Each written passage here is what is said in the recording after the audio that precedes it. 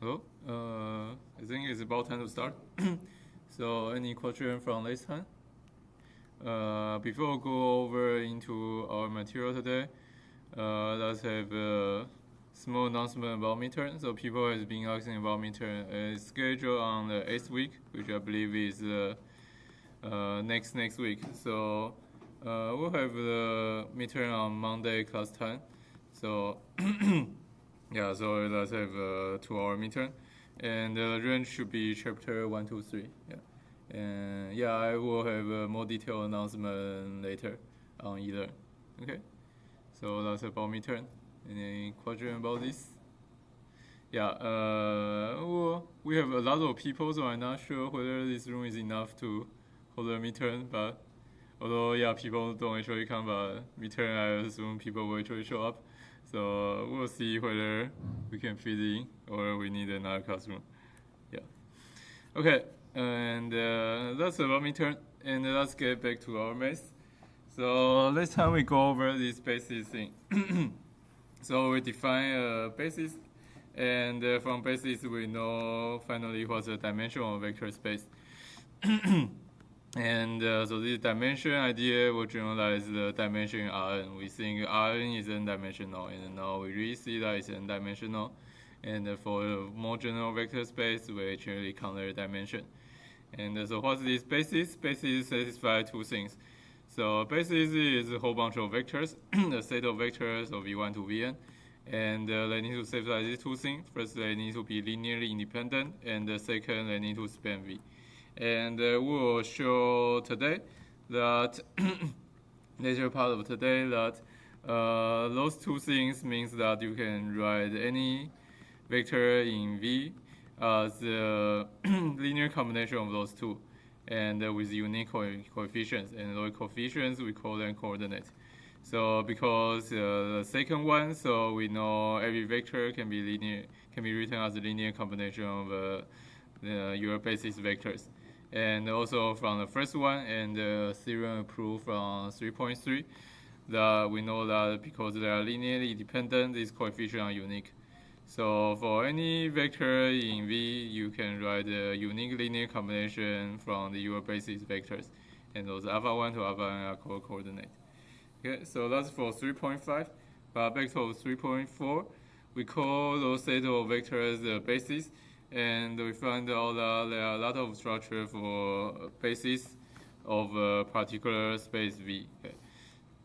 So there are many bases for your space V, but they need to satisfy a very strong requirement. So first is that we prove in this corollary that if any set is a basis for your V, then the number of vectors in your basis must be the same. So this same number is called the dimension of V. Yeah.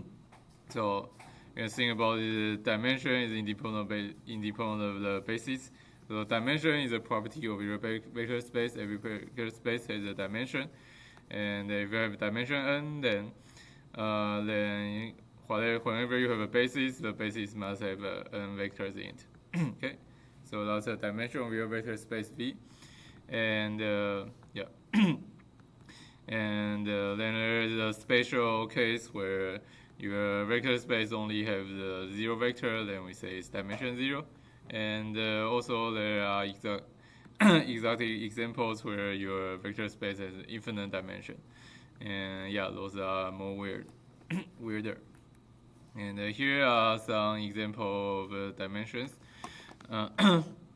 So some embedding of R3. So this line is one-dimensional, it's spanned by one vector, and this plane is two-dimensional, it's spanned by two vectors. and the whole space is three-dimensional. It's spanned by three vectors. See those three vectors.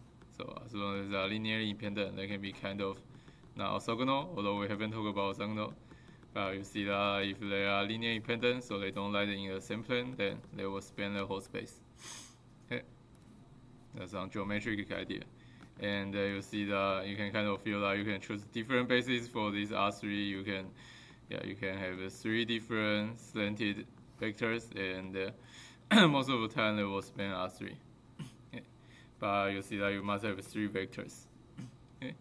And then we have the interesting theorem that give you more characterization about bases. So we prove that. So we say that bases are vectors that span V and they are linearly independent. But now we know V is n-dimensional. Then we can say a little more about the what set of vectors are bases. So actually see that any two of those three conditions give you a basis. So by definition, a set of vectors that satisfy those two is a basis. So it's spanning V and linearly independent.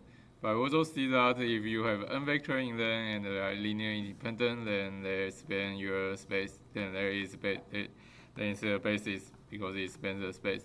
And also if n of them and it spans your whole space, and then it must be linearly independent and it must also be a basis. So the proof,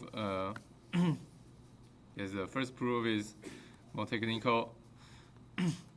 So we have you have n vector and they are linearly independent. Then any other, then there is any other vector. Then we know that these n plus 1 vectors must be linearly dependent. Then you can move your coefficients around and see that your new vector V can be written as a linear combination of your vectors. And the second proof is easier by something we want to do a lot of time in thinking about those basis vector. So this thinking we implicitly do this in 3.2 already when we talk about a minimum spanning set. And so this is how you get a minimum spanning set. So you have n vectors, and you can get a minimum spanning set by saying if it's linear dependent, then you can find something that's a linear combination of others. And then you get rid of this vector, then the other things still span the same thing because that's a theorem proved in, I think, 3.2? Oh, probably 3.3. When we talk about linear dependence, we say if it's a linear combination of others, then this is unnecessary to do the span. So you can get rid of it, and you get a new set. And then you keep getting this until your set is linearly independent. Okay. So this is a process where you get a minimum spanning set. And anyway, you get this minimum spanning set. And back to our basis discussion. So we start with n vectors, and and we say that it's span V, and then we get we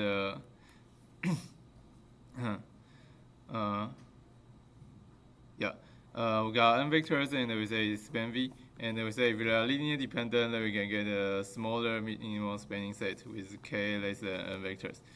But we know V has n dimensions, so so those k vectors, they are linearly independent and they also span V. And so it is a basis for V, but we know V has dimension n means that any basis must have n vectors. So this k less than n is impossible. So those vectors cannot be linearly dependent. Okay. And so that's 3.4.3. So it says any two of those give you a basis. And finally we give, have you seen this example? Probably. Okay, let's see this example again.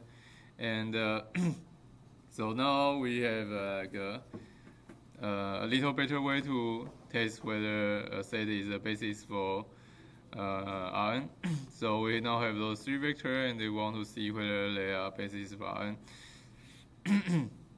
Okay. And so before we said that we need to check whether they span R3 and whether they are linearly independent.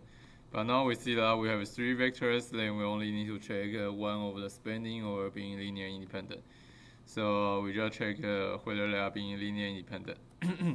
And then then once again we can use the 3.3, one of the 3.3 theorem.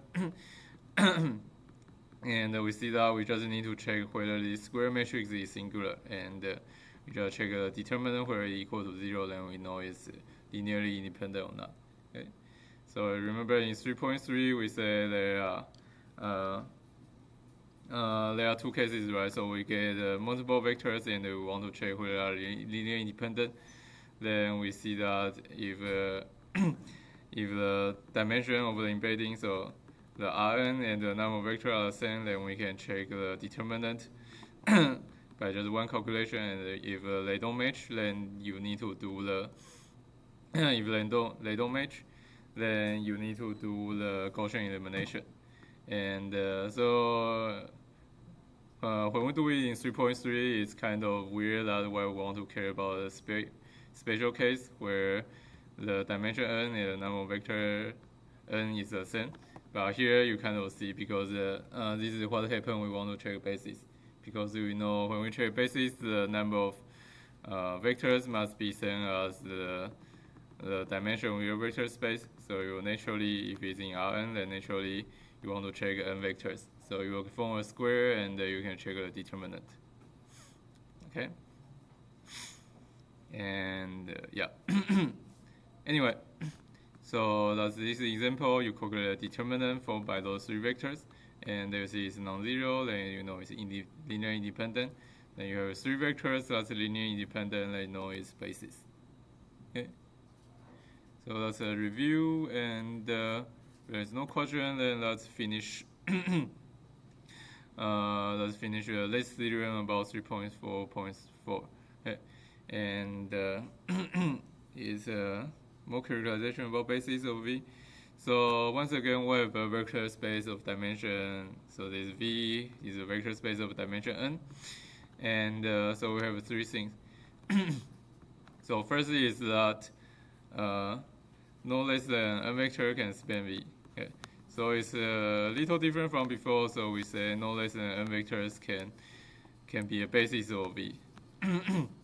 And but this is kind of trivial, as we will soon see in the proof. Yeah.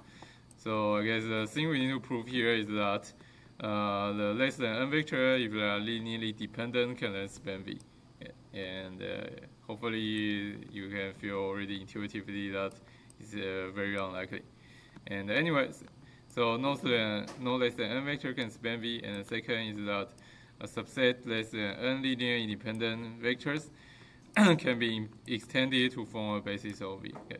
So 2 and 3 are operations that you will kind of actually want to do sometimes. And yeah, so this is, you have a subset of a basis, then you can extend to form a basis.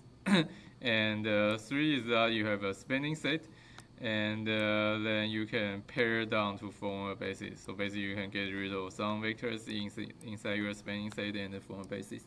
Okay. And so 2 or 3 are kind of, you have an incomplete basis, then you can always complete it. So 2 is you only satisfy the linear independent, and but you are not spanning, so that means that you have too few vectors in your set, then you can always add vector to form your basis. And 3 is saying that you have a spanning set, but you might have too many vectors. Then you can always cut down your number of vectors to form a linear independent set and become a basis. Okay. And so that's first C1.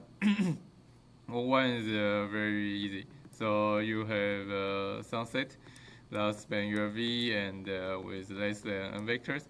And then we can do the operation. So we find the minimal spanning set of span of those things. Or actually span V, yeah. Then we can find the minimal spanning set of those. So you just keep getting rid of linear dependent part. And then you get some V1 to Vk prime vectors. And now they are linear independent, so it's a basis. But it's a basis with number of vectors not less than n, so that's impossible. So you see 1 is impossible. Okay. And let's see 2. And So how do we? Okay, so we have a very constructive proof for 2 and 3, and this is a process that you can do sometimes. So suppose you have a linearly independent set, and it spans something but doesn't span the whole V, so V1 to Vk. And then because it doesn't span V, then obviously you can find something that's not in their span. Okay, and it's not in their span. So it's another linear combination of V1 to Vk, and so if you add this Vk plus 1 to your set, it's still linearly independent. Okay. So you can check this. We kind of do this in high level, but obviously if you are very careful, you can check this with the mathematical definition of linear independence, the C1 to Ck and the Ck plus 1 stuff should be very obvious. And anyway, so you add something not in span of your set, then you will then your whole set is still linear independent. And yeah, so you just keep doing this. If this set is still not spanning a whole V, then you can get another one. And so you keep doing this, and at one point you will span V, and you will have a linear independent set that span V. And yeah, so you got a basis. Okay.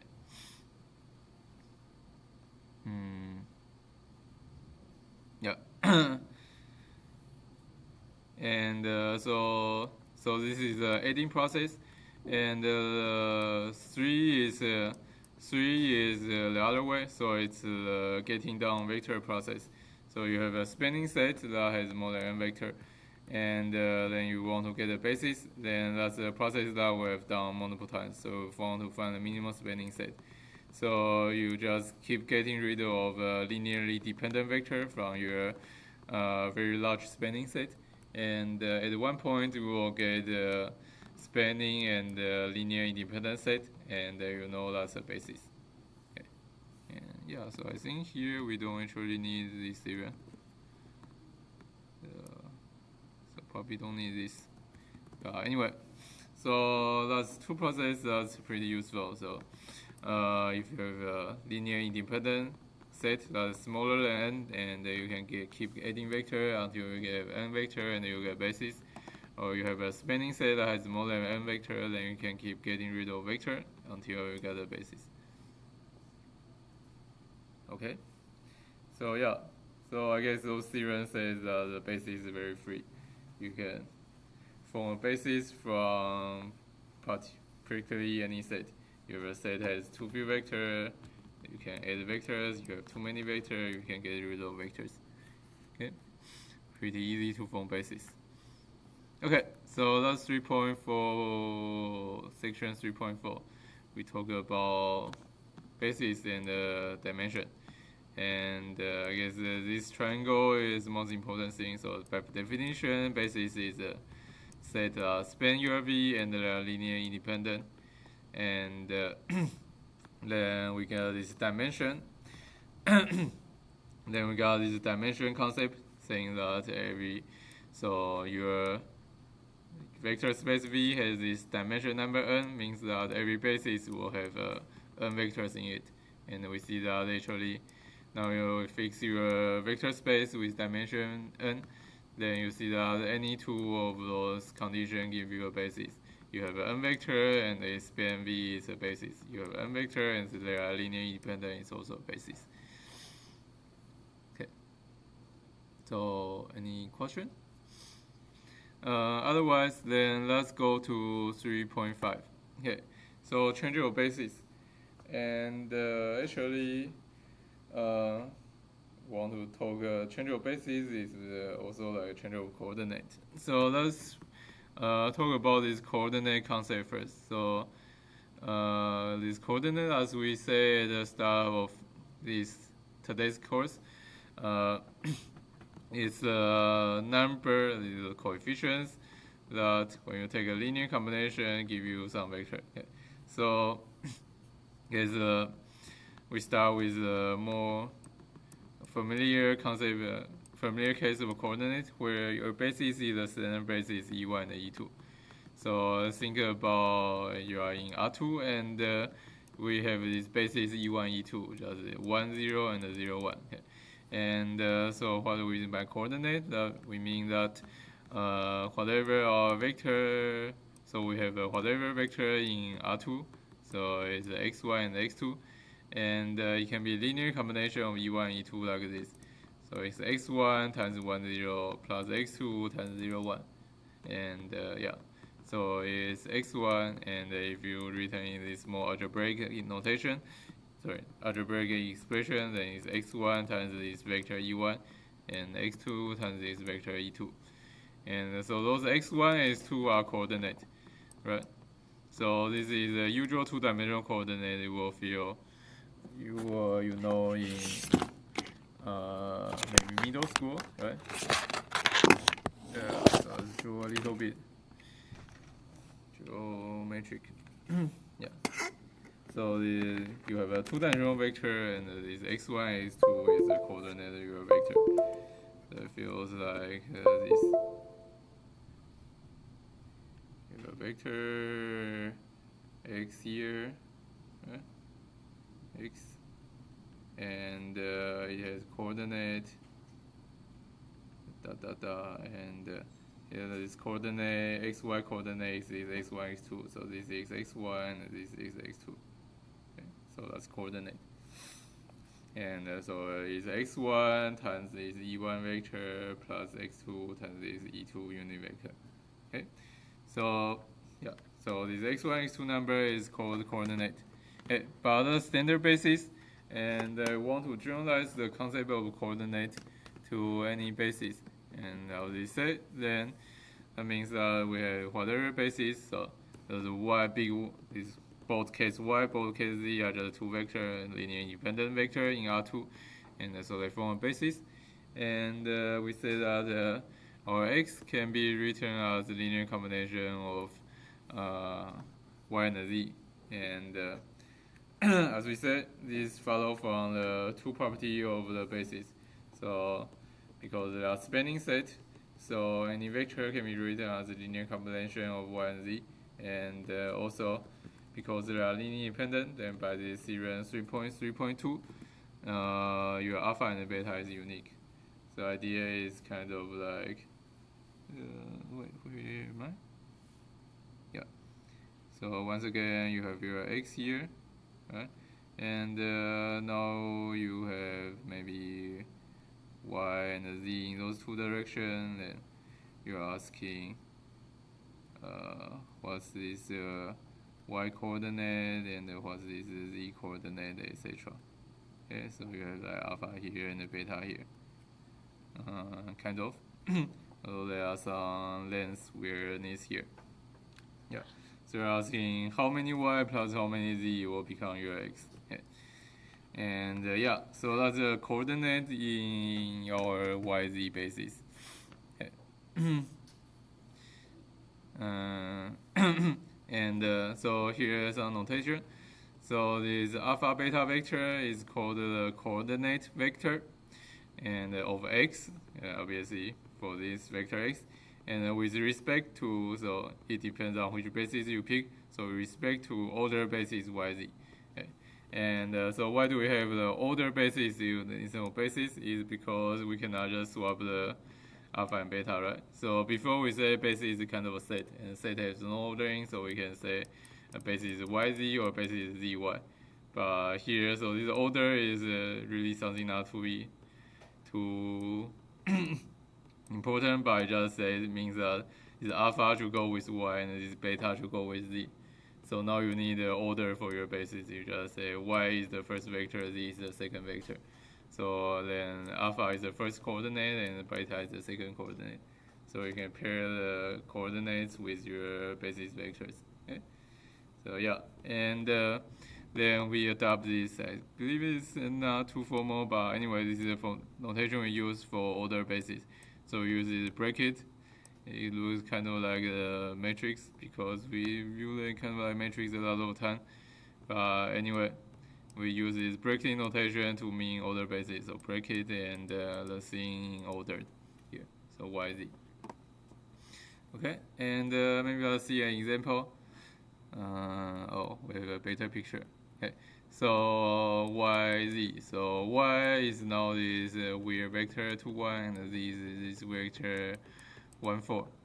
And then we check the determinant is not 0. Then we know they don't form a circular matrix. And anyway, so they are linear independent, and it's a basis. And now we ask whether 7 7, what is 7 7 as a linear combination of y and z. And here we just get an example. We just give a solution. And obviously we are going to talk about how to calculate this. But here, give you an example. So 7 7 is 3 times y plus 1 plus 1 times z. Okay. And so coordinate vector with respect to y, z is 3 1. And we have a vector picture than what I drew on before. Okay. So x-axis, and we have a y vector and a z vector, and we know x is 3 times y plus 1 times z, and or 1 times z plus times 3 times y. Okay. So we kind of want to project the x in this parallelogram down to y and z and see how many times there are. Okay. And yeah, so but for now it's just a concept of coordinate. Anyone's question? If no one has question about the concept, then let's do the actual calculation. Okay, so obviously what we want to ask is, changing coordinates. So we want to find the coordinate vectors for whatever order basis. Okay. And so there are actually, okay, so we start with the easy thing. So we're thinking about changing between standard basis and whatever basis you have. So, so for example, we have some basis u1, u2 like this. So u1 equal to 3 2 and u2 equal to 1 1. Okay. And so we have two problems. The first one is you start with standard basis and you have some coordinate of standard basis. Then you want to find the coordinate for this u1, u2 basis. And obviously, then you have a reverse problem. Then you have some vector. You are given a coordinate for u1, u2 basis. Then you want to find the coordinate for e1, e2 basis. Okay. Okay. And we see that the second one is easy. So we know how to write, well, u1, u2 are given this, and this give you all the kind of like a leg coordinate for e1, e2 basis, right? So u1 equal to 3 2, so 3 e1 plus 2 e2, and u2 equal to 1 1, that's 1 e1 plus 1 e2. And so if you are given coordinate for u1 and u2, then it's coordinate for e1, e2 kind of very easy. So you just write this out, and so if x equal to c1 plus c1 u1 plus c2 u2, then you just multiply this out. Then the c1 times this linear combination of e1 e2 plus c2 times this linear combination of e1 e2, and yeah, that's just then you collect the e1 term together and the e2 term together, so that's 3 c1 plus c2 e1, 3 c2 plus c2 e2. Okay. So yeah, so you see that this is a coordinate for x1, and this is a coordinate of x. This is a coordinate x2. Yeah. And you see that we can write this in I guess a more algebraic way. Okay. So we write this like a matrix multiplication.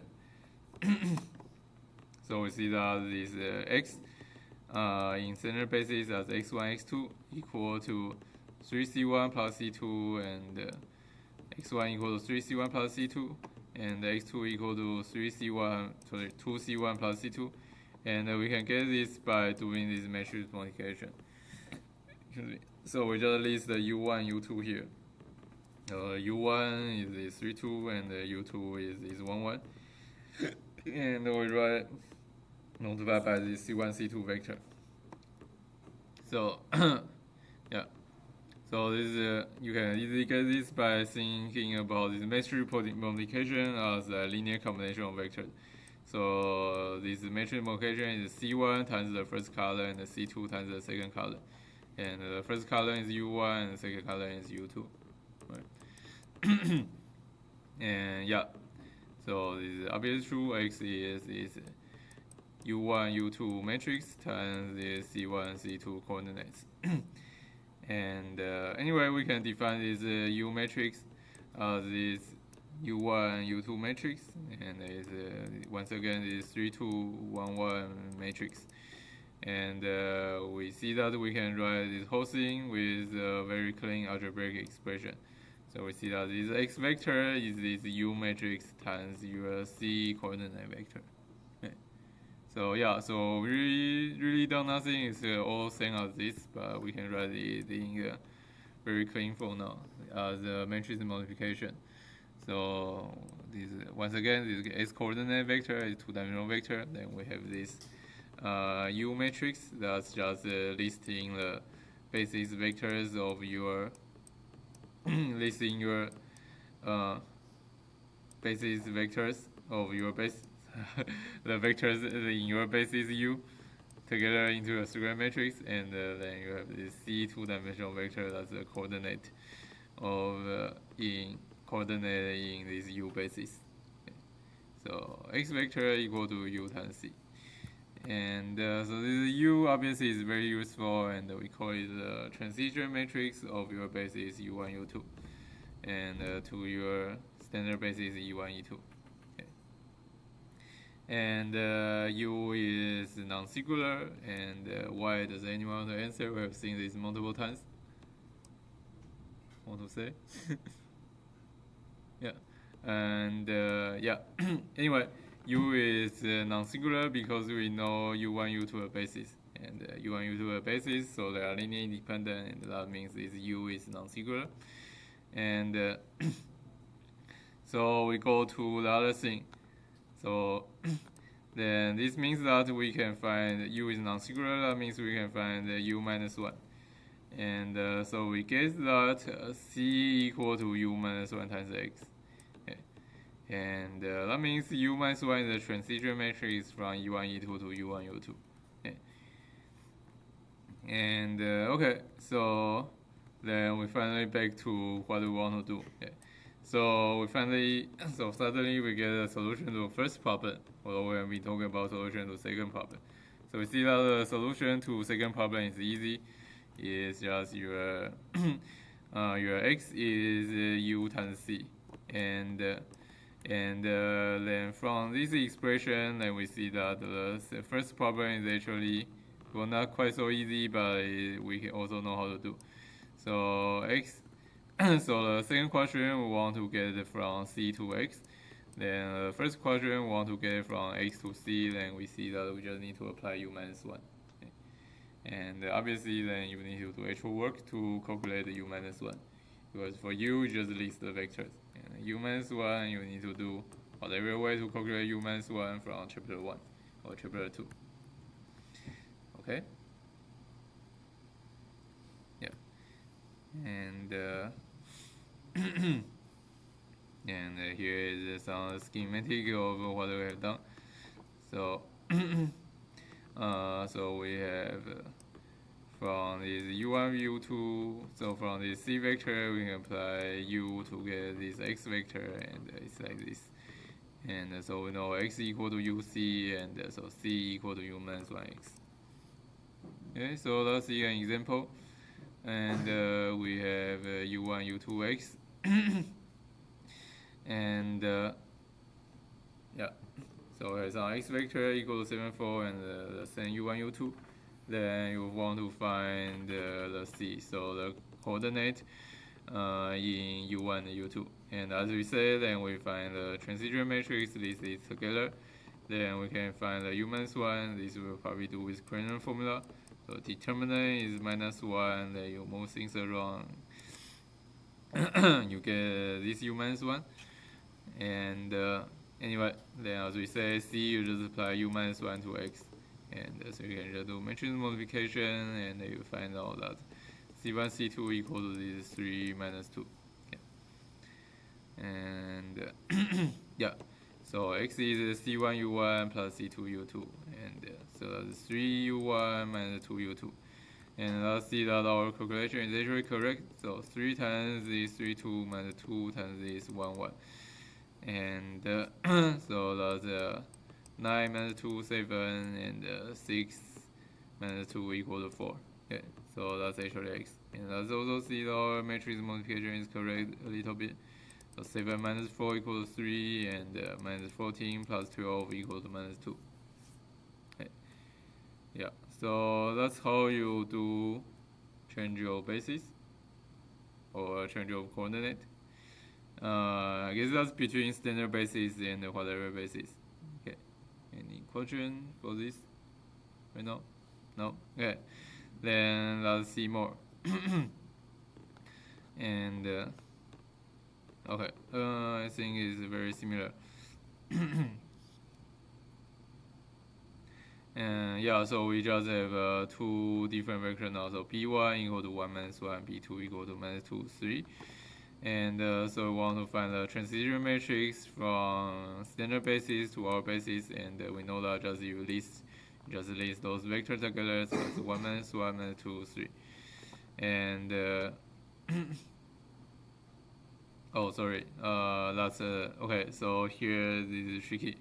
So there are 2 transition matrices, either E1, E2 to B1, B2, or B1, B2 to E1, E2. So B1, B2 to E1, E2 is just listen together, and if you want E1, E2 to B1, B2, then it's inverse one. So it's B inverse, and we have a nice number here. So it's 3, 2, 1, 1. Once again, determinant is here. I guess yeah, determinant is 1 here. Okay, so you can just move things around. Oh, do I calculate determinant wrong? So 3 go here, 1 go here, and you get minus sign on the off diagonal by the Kramer formula. Okay. And yeah, so the transition matrix from E1, E2 to B1, B2. This is a hard direction where you need to do minus 1. And now you have the transition matrix, then you want to find the coordinate in B1, B2 is easier. It's easy. You just multiply your vector with your transition matrix. So 1, 2 times your 3, 2, 1, 1, and it becomes this 7, 3. And so x equal to 7b1 plus 3b2. Yeah, and I guess we can check very carefully again. So what's this? 7, 3. So 7 times 1 plus 3 times minus 2. So that's 1. So 7 minus 6 equal to 1. And minus 7 plus 3.2. So minus 7 plus 9. So that's 2. Okay, the transition matrix.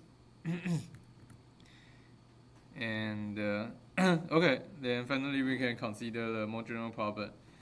So what about we are not transition to and from standard basis? So we just have 2 bases, V1, V2, and U1, U2, and we want to change between them. Okay. So kind of want to find some transition matrix S that will change from this coordinate D1, D2 to this coordinate C1, C2, like this.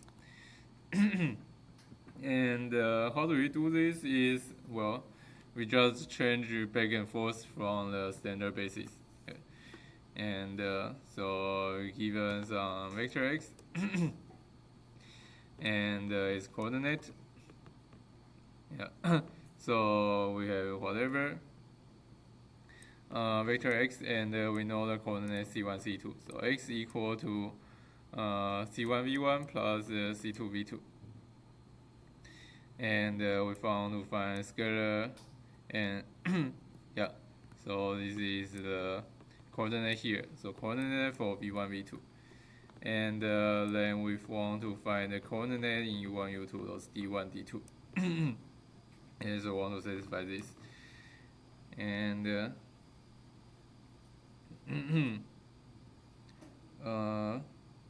then we think about those 2 transition matrices to the standard basis.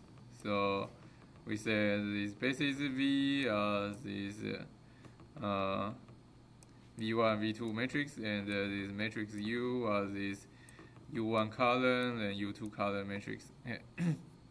Then we can write this equation. So the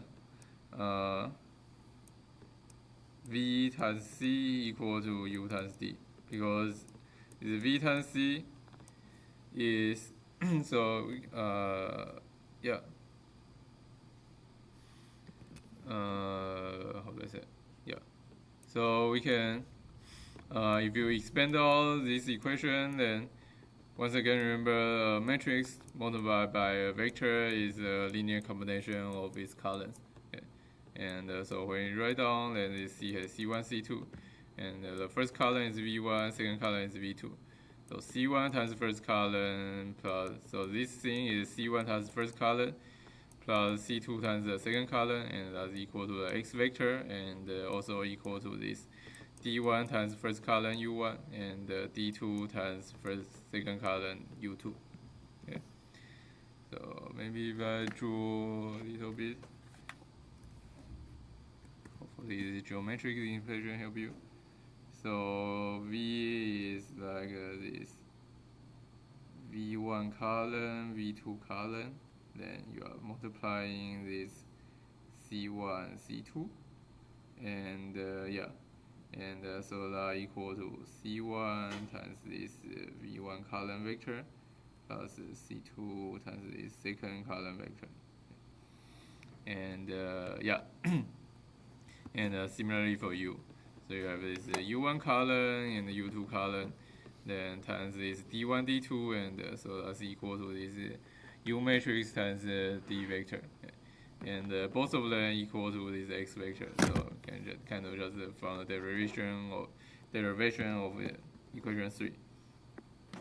And anyway, so algebraically we know this is true, and then we can do matrix multiplication. Matrix manipulation, and yeah, you just multiply U minus 1 on both sides, and you see that D equal to U minus 1 times V times C. So this U minus 1 times V is your transition matrix. Okay. Yeah, so this is why the algebraic equation is useful, because you can do this manipulation of minus ones. Yeah. And so yeah, so we find the transition matrix. So so you have your vector, and you have coordinate vector C to your U1, U2, V1, V2, and you want to find its coordinate to U1, U2.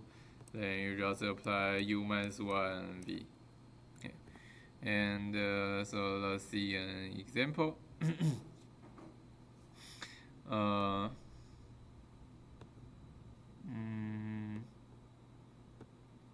Oh, sorry, our example is a little weird.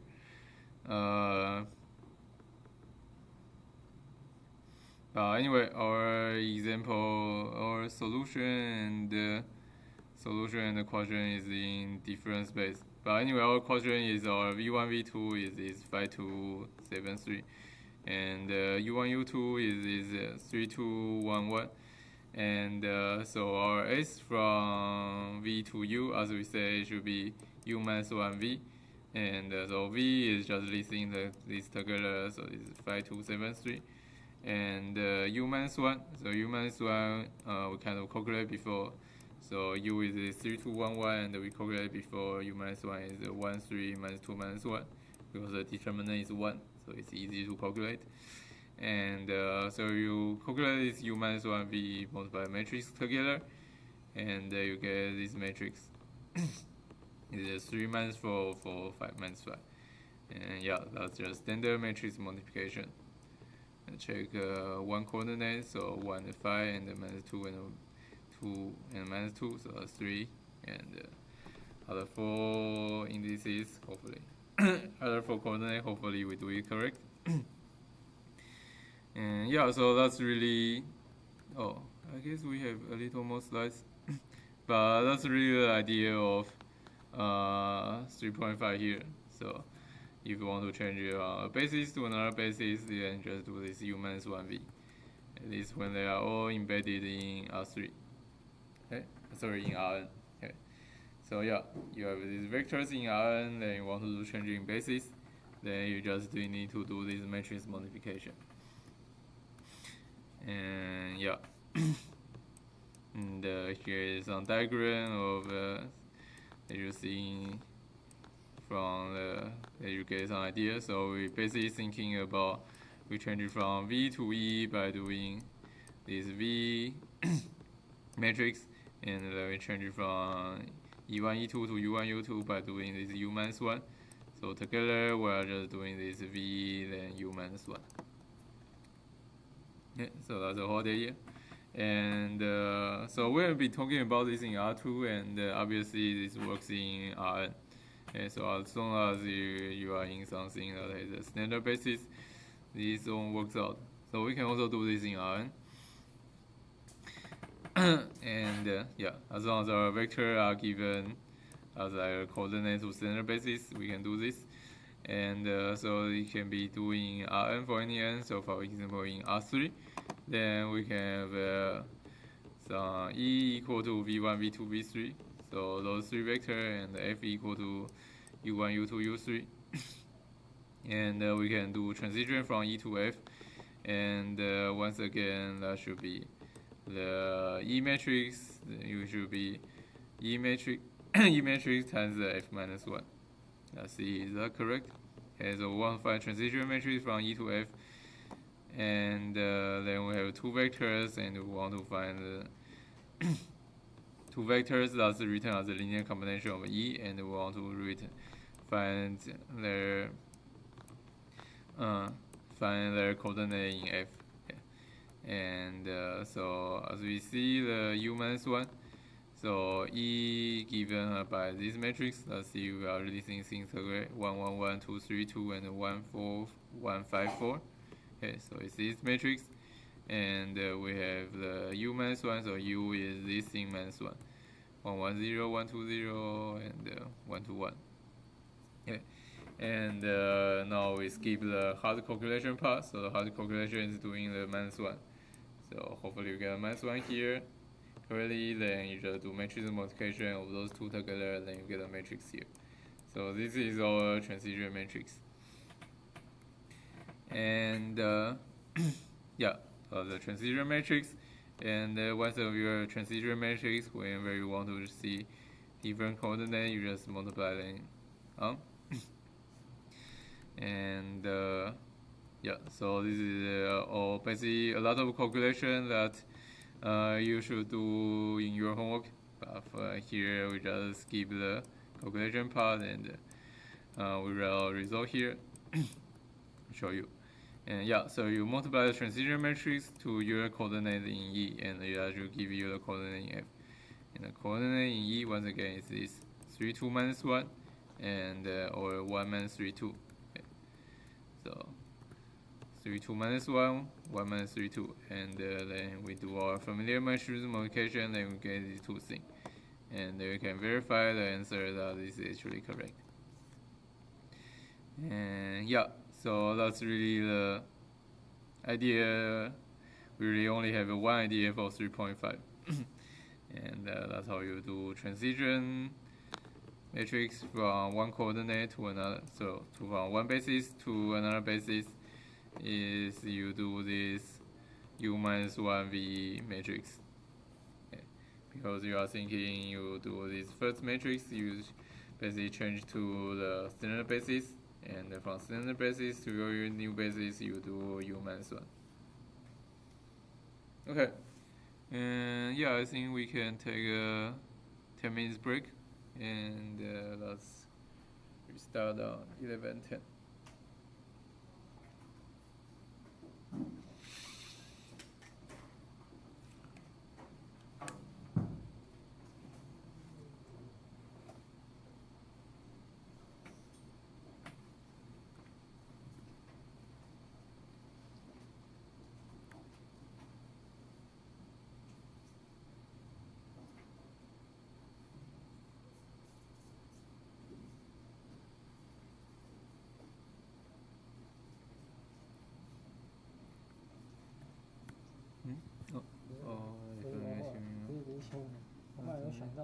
去年好像有提醒我说，今年要把我转到跟那个药厂他们同一个计划。因为我后来看，你现在有钱不是吗？什么意思？他说他这个6万块分配完，是说那个6万块已经没有的意思。已经没有的意思了？你现在有领到薪水吗？可是到下个月就没有新的计划。下个月就没有。对。那下个月那就是OK，那我就跟中间那边讲一下，不然也丢过去。好 ，OK， 好，谢谢高哥。所以那个到下个月是不是？对啊，到11月，OK， 差不多。那我懂。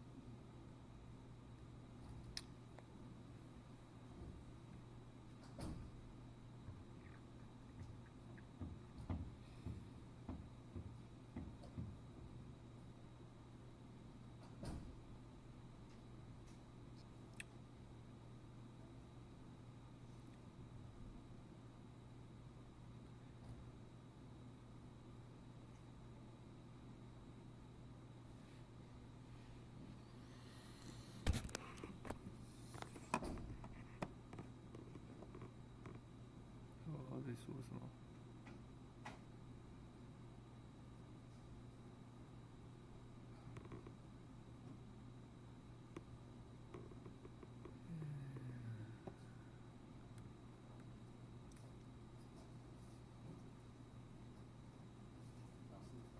然后你宝贵时间，怎么？刚我看你用的时候，可能就是靠近一点，它效果比较好。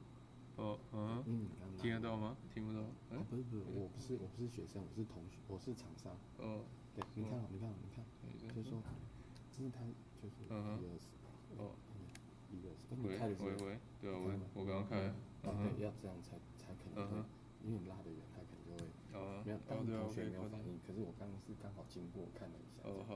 好，OK，谢谢。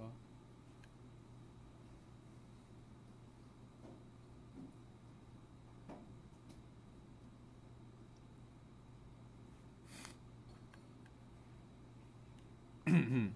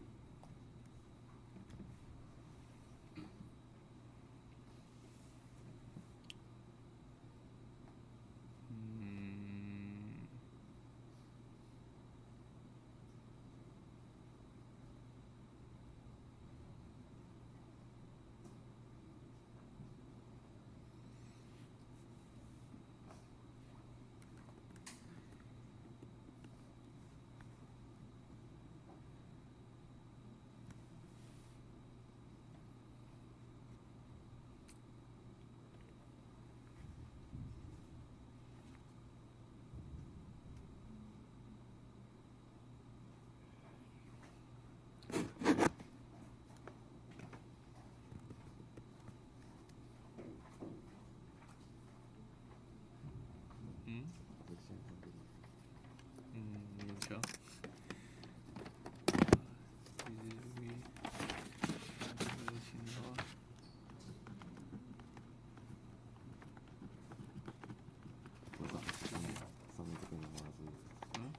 就随便吧。看你们觉得助教做什么事情就随便写写。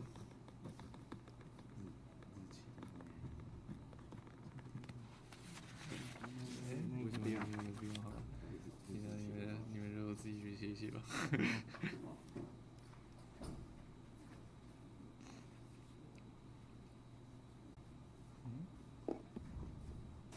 好像说到隔壁了。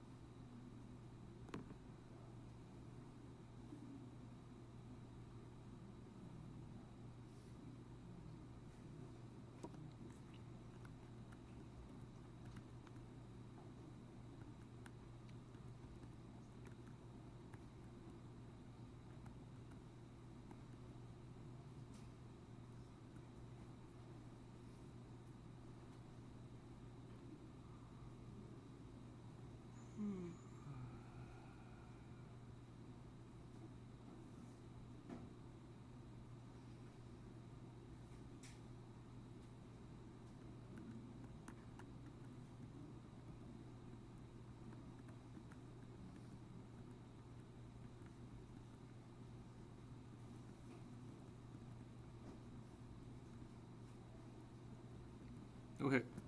Cool.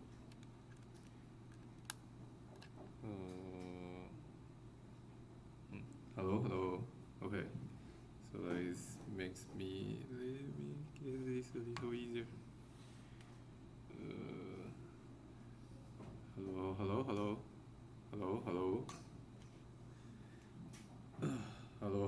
Okay. This is a little easier. Okay. And so just this class we talk about basis, dimension, and coordinate. So hopefully that give you a very good idea about basis once again. So 3.5 we do a lot of calculation example.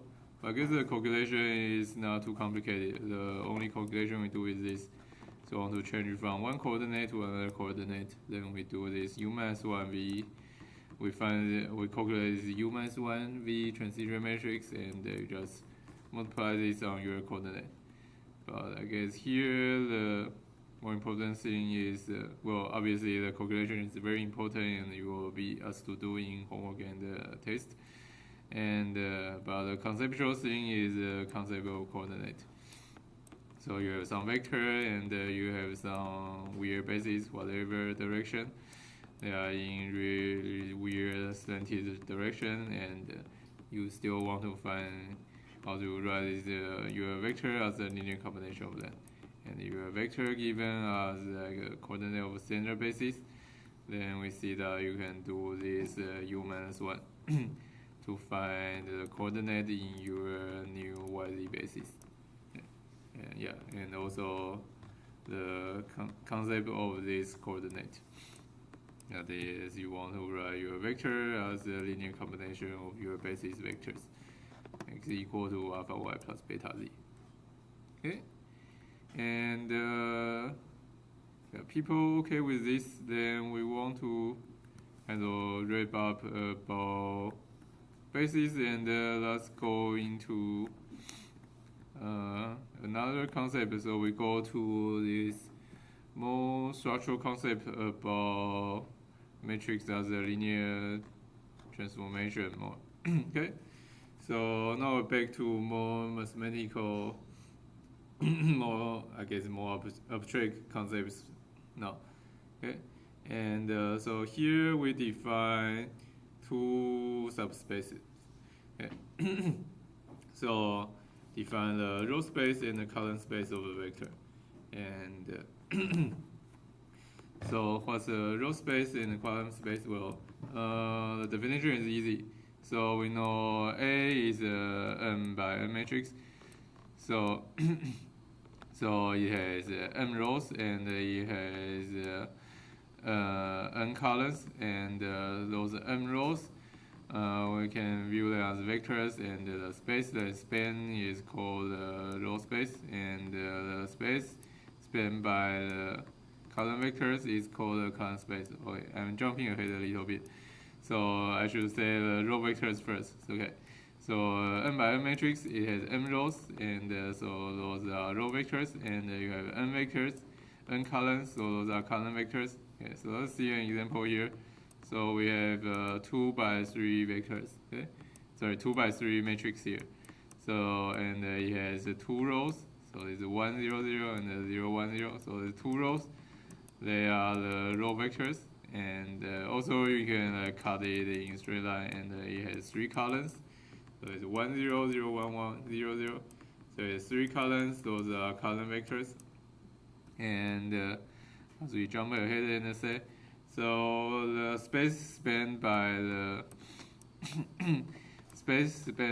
row vectors are called the row space, and the space spanned by the column vectors are called the column space. Okay. But here we have a little technical thing, so it's a little weird because so the column space is no problem. So column space are spanned by column vectors, and so it's a subspace of Rn, okay? Because you have n column vector of n dimension. And the row space is a little bit funny, although this is not too important. but we want to get a little formal, and we didn't define this Rn because we define Rn for column vectors. So now we have row vectors, then they are actually not subspace of Rn. So we just say they are subspace of R1 times n. You can this is really not too important because you can easily see that R1 plus n is basically homomorphic to Rn. So it's really like the same property of Rn, but just technically it's like a row vector, and we define Rn for column vectors. So they are a little different. But anyway, we have a row space and we have column space. It should be pretty obvious what they are. And yeah, we have the example here.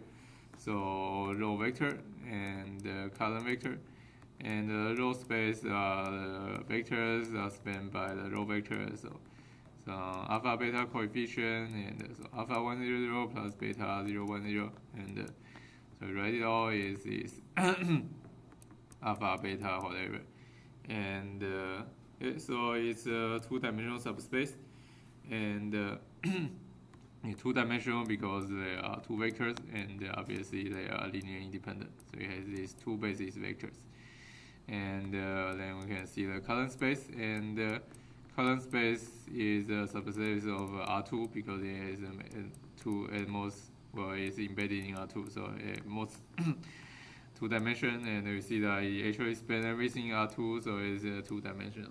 Yeah.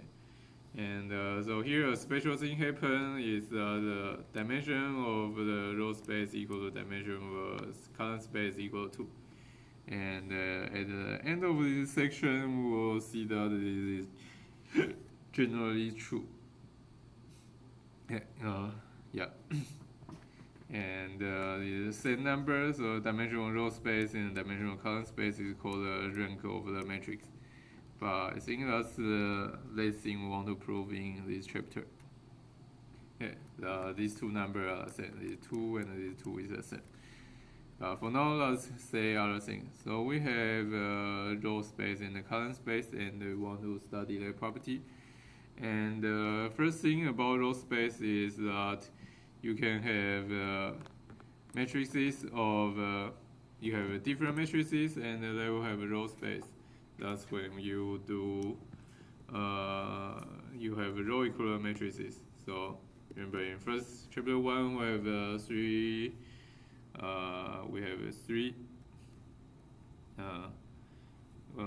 We have those 3 row operations we can do on matrices. So you can swap rows, and you can multiply by non-negative number, and you can add subtract to other row. Okay.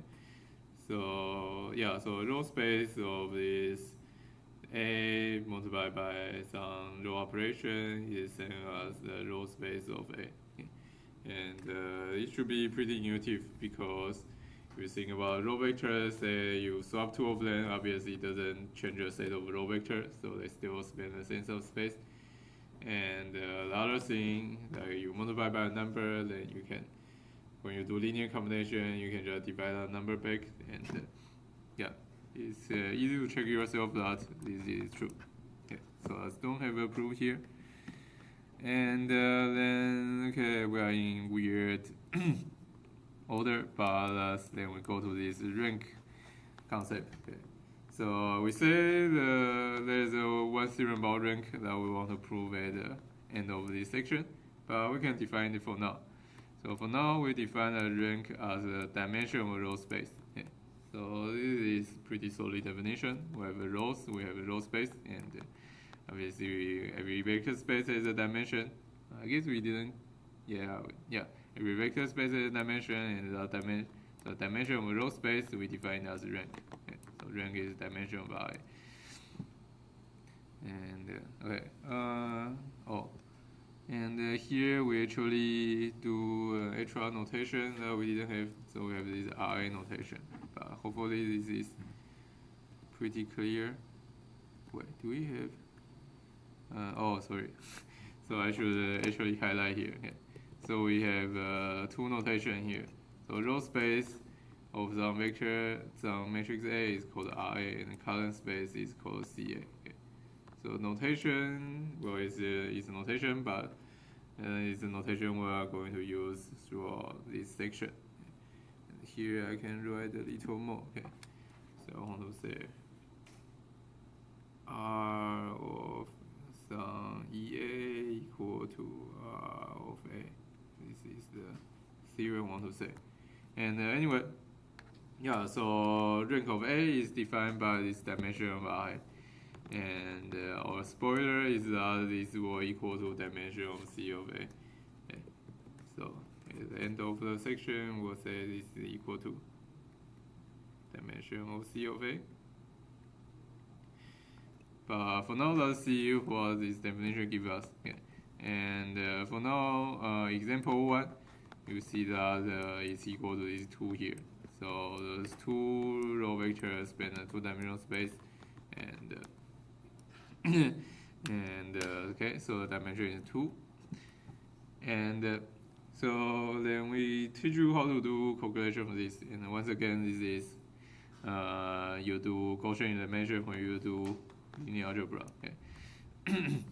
Yeah, so if you want to calculate the rank of matrix, then you just do the row operation. And remember, row operation doesn't change the row space, just from the theorem you just get.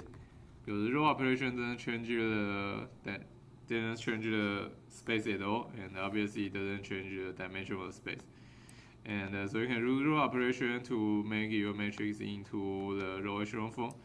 And so let's see an example here. So you go into row echelon form, then you just calculate how many non-zero rows you have. And obviously the 0 row doesn't span anything. Okay. So you make your matrix into row echelon form, then you just count how many non-zero rows you have, and that's the rank of your matrix A. And then why is this calculation correct? Is you can consider turning your, if you do a little more row operation, and you can turn your matrix into reduced row echelon form, right? So if you turn into reduced row echelon form, then you'll get a 0 here and whatever here.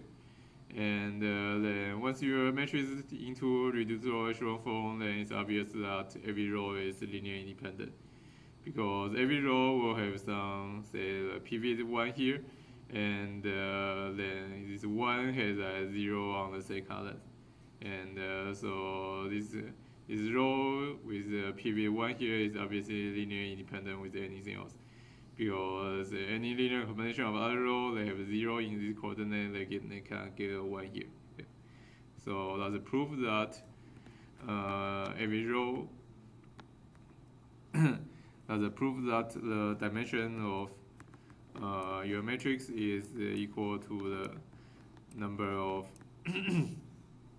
rows in your row echelon form, because number of non-zero rows in row echelon form equal to number of rows in reduced row echelon form, and obviously every row in reduced row echelon form is linearly independent. Okay, and yeah, so you have an example here. So erase this. Give an example of doing a calculation. So you have matrix A, and you do Gaussian elimination, turn into the row echelon form. Actually, you only need to turn into triangular form, so you don't even need to have a 1 here, because you only want to count 9 zeros. But anyway, you turn into row echelon form, and you see you have 2 non-zero rows, and then those 2 are bases for your row space of this U, and the same as the row space of your A. And so rank of A equal to rank of U, and equal to 2, because you have 2 vectors here. Okay? Okay, so that's about row space. And then yeah, so that's row space, and we can talk a little more. Then let's go to talk about, yeah, so the dimension of row space is a rank, And let's talk about column space. And column space is a pretty useful concept when you think about linear system. Okay. So this back to the thing we want to do a lot. Excuse me. Hold on. Okay. Hello. Yeah.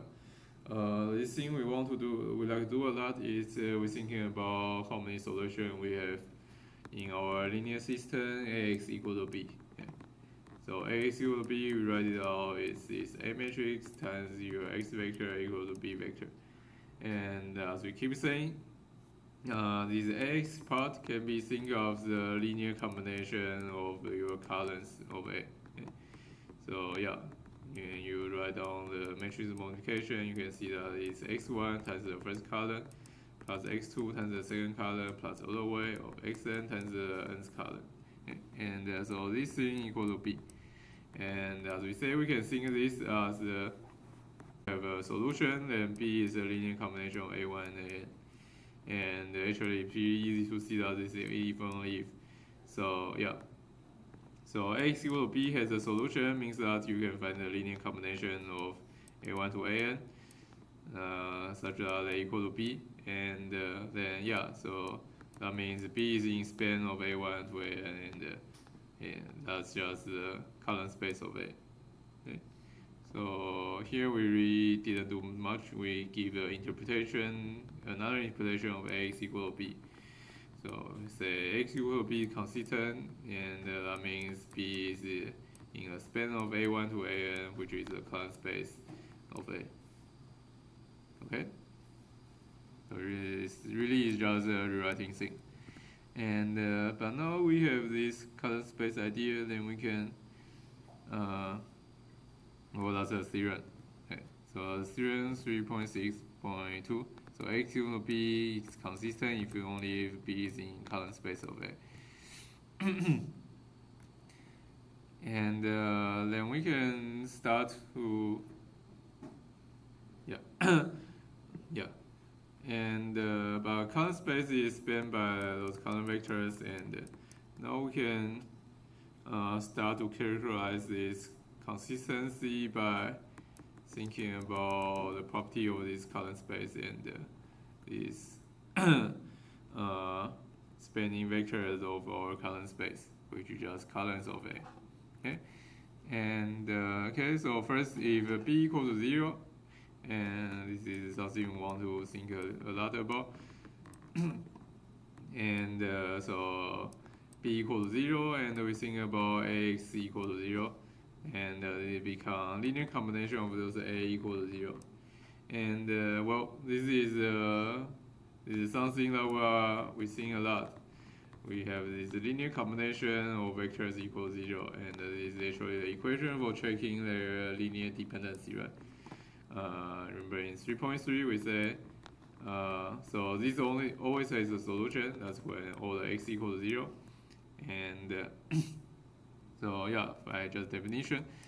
So this thing has if we only have a trivial solution, then we know a1 to an is linear independent because by definition. And but this thing also have the interpretation as the solution to x equals to 0, right? So it's x1 to xn are coordinates of this x. And so we see that x equals 0 has only trivial solution. That's equivalent if only if two A columns of A are linearly independent. So yeah, so from this linear independence, and we know a little more about this thing. Yeah. So I guess here we have time, so we can slow down a little. Yeah. So this is something a little more general in chapter 2, right? So we should have it. So chapter 2 we have something similar, right? Remember in chapter 2 when we talk about determinant, we have that we also have this characterization of x equals to 0, you only have a non-trivial solution. So it's so the same thing if only if A is non-trivial, right? And then yeah, so you see this is generalization where A is not a square matrix.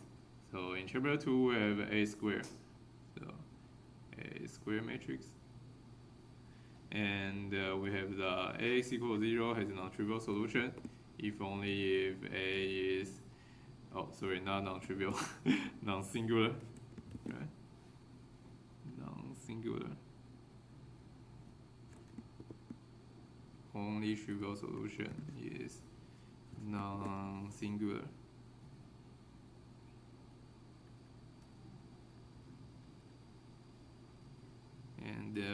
And also if it's square matrix, if only if determinant A equal to not equal to 0. Okay, and and you see that you can the same as this linear independent. This is special case of linear independent because in section 3.3 we have saying that a whole bunch of vectors. If n vector in n dimension, they are linear independent if only if you have this determinant not equal to 0. Okay. So Ochegal is the same thing. And we see that Ax equals 0 has non-trivial solution if only if it has only trivial solution, and if only if A is columns are linear independent, and if A is square, that means that the determinant A not equal to 0. Okay? Hopefully not too confusing. Okay, and let's see more about those column vectors. So A is n by n matrix.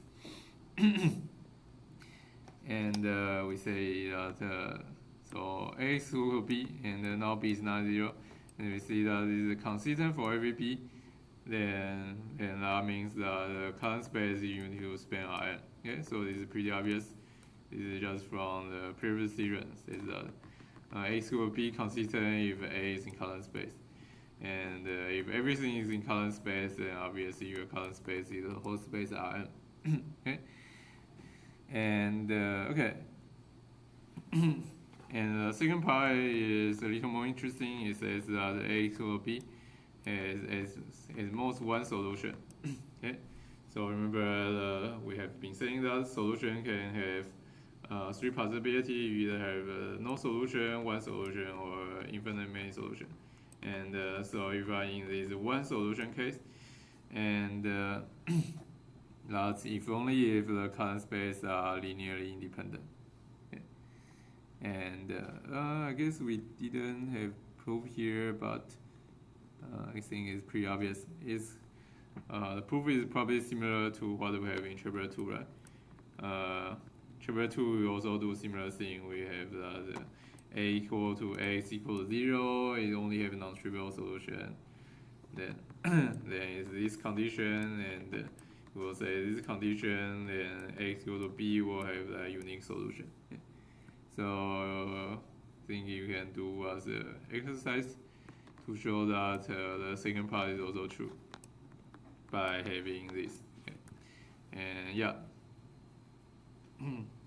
so you have when you have solution, you have unique solution if only if the columns are linearly independent.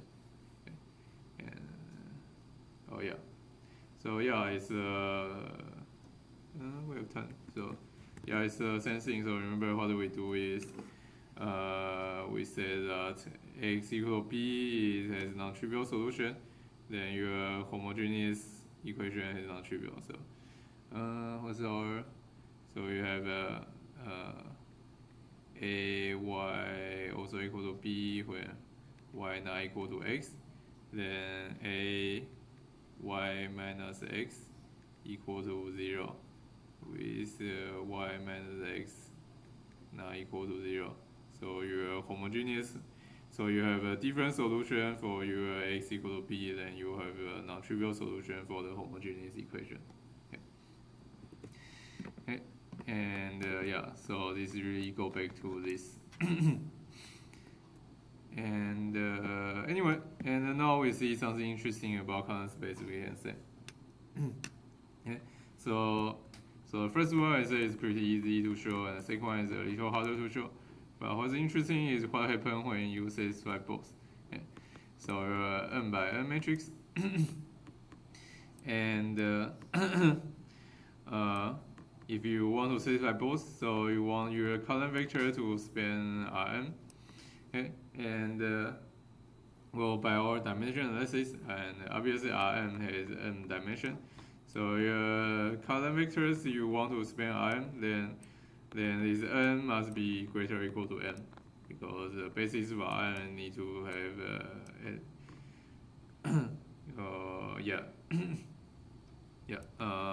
from the basis discussion, because you can find the basis in those n vectors, and the basis is n vectors, so this n must be more than m.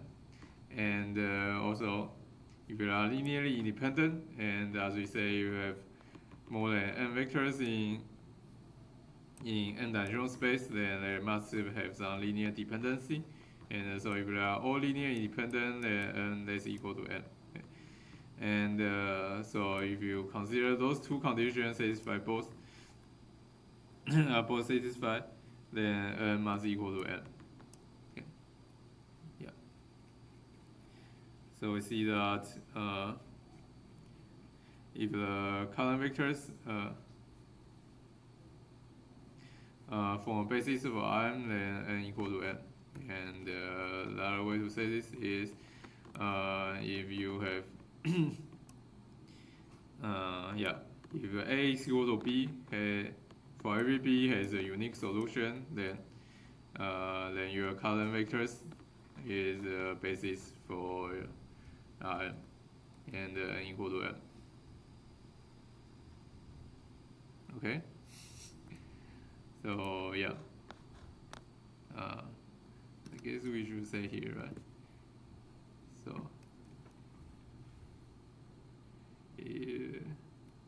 Ax equal to B is unique solution for all B, then n equal to n, and columns of A is the basis. Okay. Yeah, because I guess its basis is pretty obvious here. Here we just see that it's a basis because it's span and they are linear independent. So it's a basis for n, and also n equal to n from this calculation here. Okay. And okay, then let's see the next thing. Okay, question from here. We are giving characterization of Ax equal to B solutions. And the next one, a corollary. Oh, am I? Okay. So we have that. I guess that's back to kind of chapter 2 thing. So now we think about square matrix, n by n matrix, and it's non-singular if only if column vectors form a basis of Rn. Okay.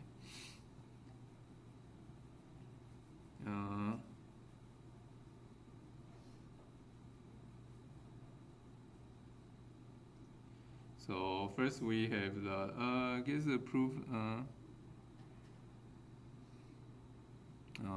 It's a little annoying. So our proof is we only have one direction. Okay. But it's I think it's pretty obvious.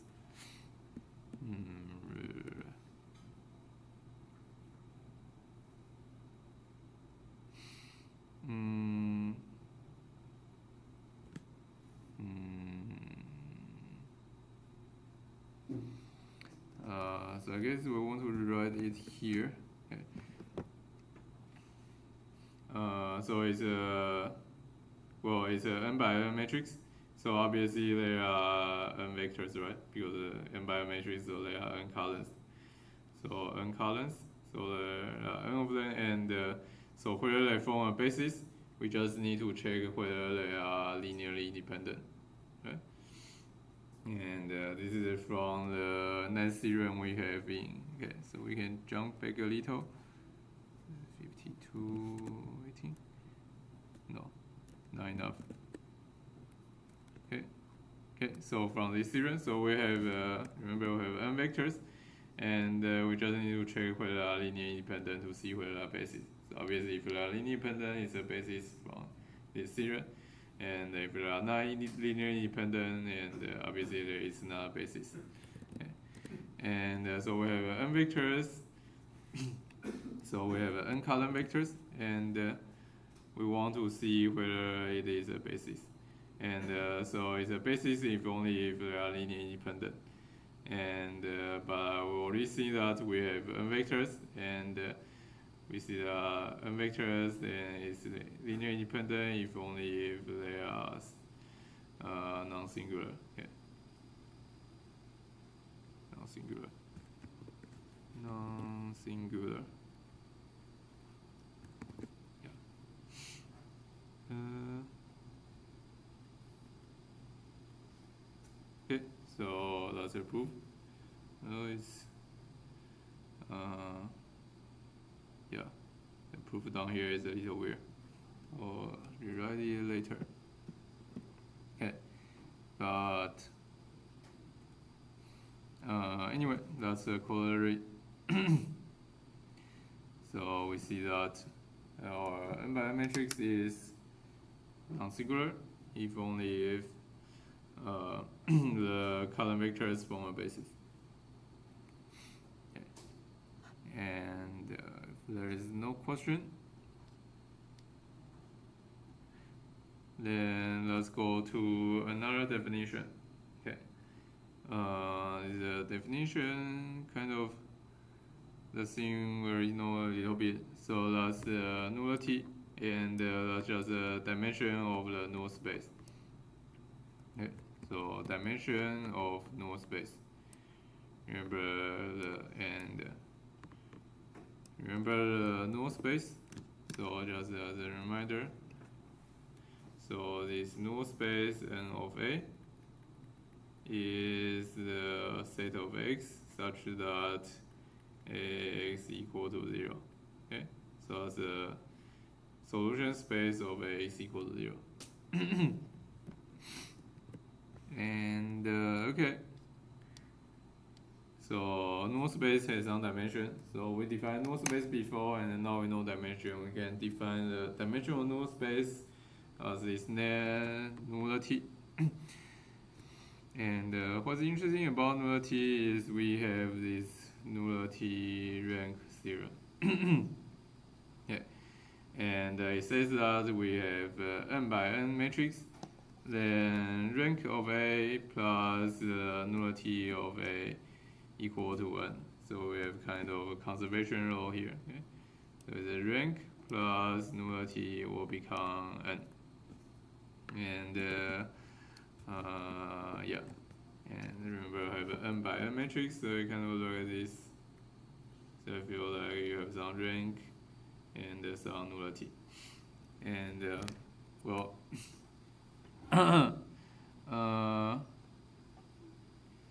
Is okay, but it's a little funny to I guess it's okay, yeah. And so I guess let's just see the proof. The proof is that you just turn your matrix equal to the row echelon form, or I guess it's easier to turn to. Okay, let's turn to row echelon form. So row echelon form, you have those 1, you have this 1 and 1 and 1 and whatever, right? And 0 here, and so here then you can count the rank and nullity. And so we use two things. So first is the rank of A doesn't change. So the row space doesn't change when you do the Gaussian elimination, as we say. And the number of non-zero rows equal to rank of A. And but the number of non-zero rows in row echelon, remember that's the number of leading ones. And what's about null space of A? And remember when we do Gaussian elimination, wait, do we? Yeah.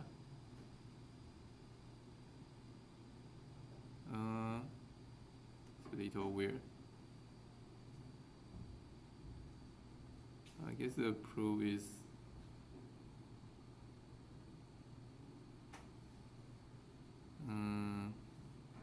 okay, so here is something I need to check a little more. Yeah. That's okay. This part is a little weird. Wait.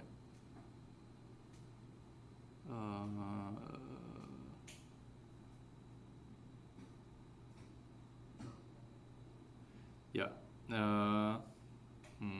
So you can count so the rank of A.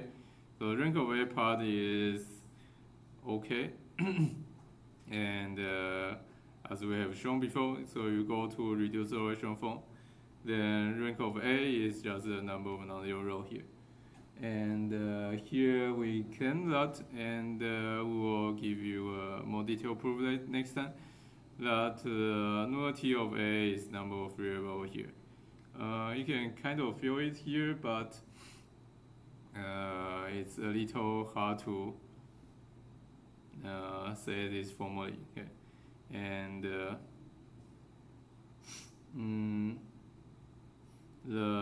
I guess the idea here is that remember when we solve linear system and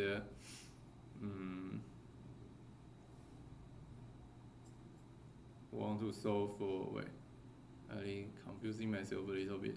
Yeah. Yeah, we want to solve for A to B, and we can go into this. Let's say.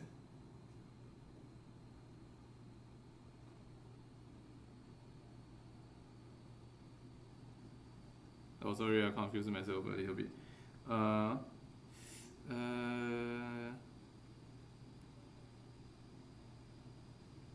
Okay. I remember what we are doing. Sorry.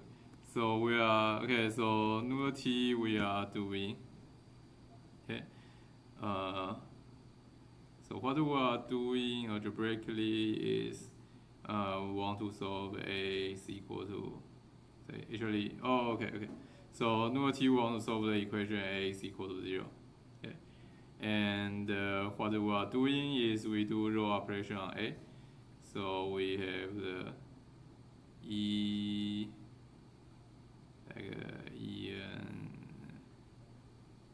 E1, E2, So we have a whole bunch of E on those AX and AC equals 0 because row operations on those 0 is 0. And so that means we have this row echelon form matrix U x equal to 0. Okay.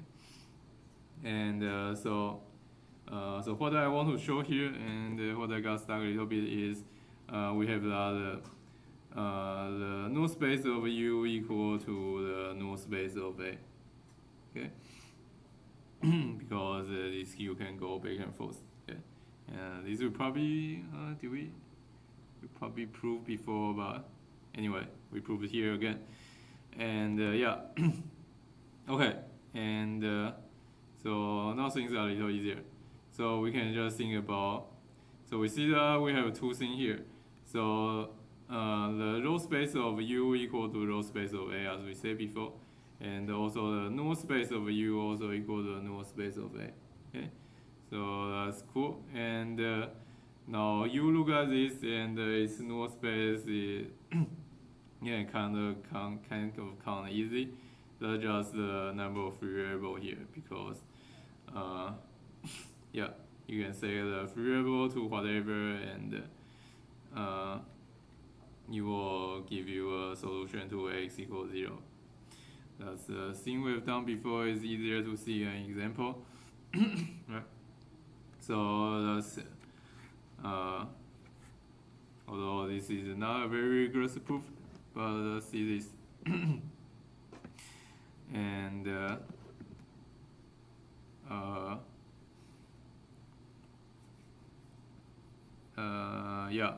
it's easier to see the proof by example. So we have a matrix A here, and we want to see the we want to find the basis of its row space and the basis of its null space. Okay. And although this theorem only talk about dimension, but let's see the basis to give you a better idea of how this theorem goes. And okay, so the theorem should tell us that the dimension of the row space plus the dimension of null space should equal this 4. Okay. And so as we say, we turn A equal to reduced row echelon form, and it looks like this. Actually, do we need to do reduce? It's a little different, but I guess it doesn't matter. Okay. Okay. Yeah. The proof here will only say row echelon form, but I guess why not? Let's say reduce row echelon form. It's a little better, and we have a little more structure, so things will be a little easier. Okay. So reduced. Okay, so let's say we have we turn A equal to reduced row echelon form, because why not?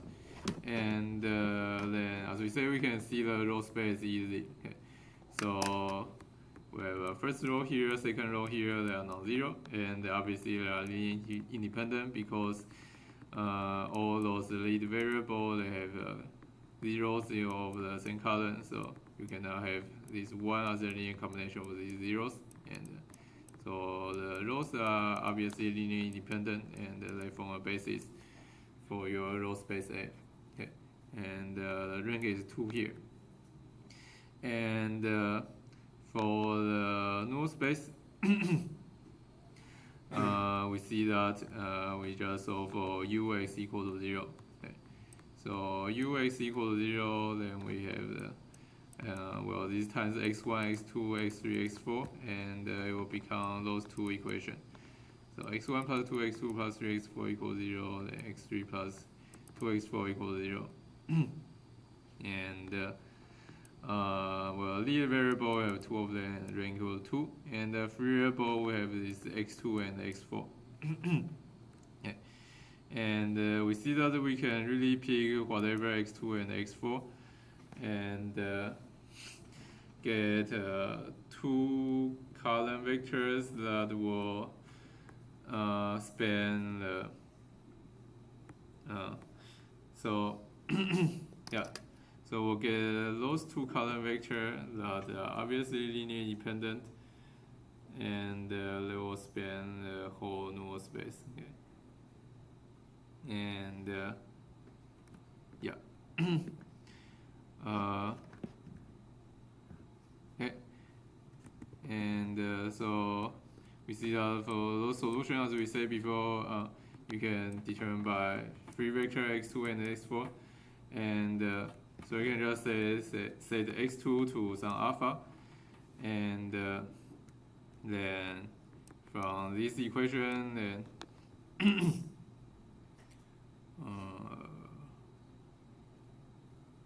yeah, you set x2 to some alpha, and you solve for the corresponding x1 and x3, and you get this vector. You see that this will give you a solution in null of A, and also beta will give you another vector that is in null of A. Sorry, I'm talking about this thing. Anyway, the solution is like this. So x2 equal to alpha, and you set x2 equal to alpha and x4 equal to beta, and then you can solve for the lead variables in terms of alpha and beta. So we move things around, and you see x1 should equal to this -2 alpha and -3 beta, and also x3 should equal to this -2 beta, and alpha and beta just like this. So you see the solutions of your null space should look like this. And yeah. And then you can separate this equal to alpha and beta. And what I want to say, okay, so there are two things to check in.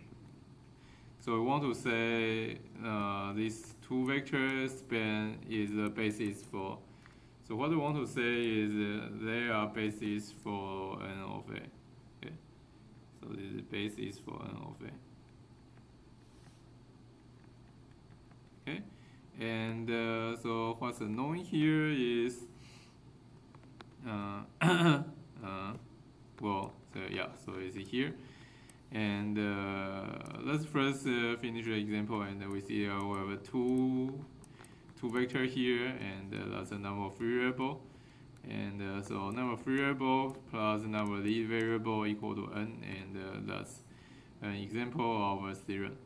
But if you want to prove this is a basis, then it's a little annoying. So once again, remember to prove it's a basis, there are two things we need to check. We need to check that it spans the whole null space, and they are linear independent.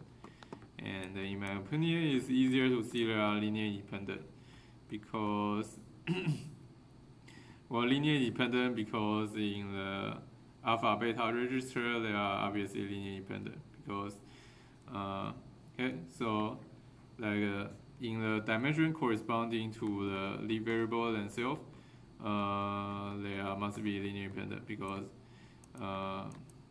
in the dimension alpha you only have alpha here, and the beta will have 0 here. So you can see, and talking about this in very vaguely, but what you can see, so you have 1 0 here and 0 1 here. And if you think more carefully, then you see that even you have more vectors, then this will always be true, right? So the alpha part, in the beta vector, you will never have anything in the alpha part because the alpha and beta are kind of independently chosen. So so in the alpha part, it must be this 1 and all zeros, and the beta variable, it must be all 0 and the beta. Okay. So it's obviously they are linearly independent. And but what's annoying is you want to say they actually span the whole n of a, and I think it's a little hard to argue. And yeah. So how you argue this is you want to say these are all the solution to these two equations, and I guess it depends on how rigorous you want to go, because it's kind of obvious that this is all you can get. But yeah, if you want to be a little more rigorous, then it's annoying. Yeah. Yeah, I think it's time for today, and let's stop here. But anyway, the theorem is correct. The rank of A equal to plus the nullity of A equal to the number of columns. And next time we'll continue with more things about column space and the rank of a matrix. Okay. And yeah, see you on Wednesday.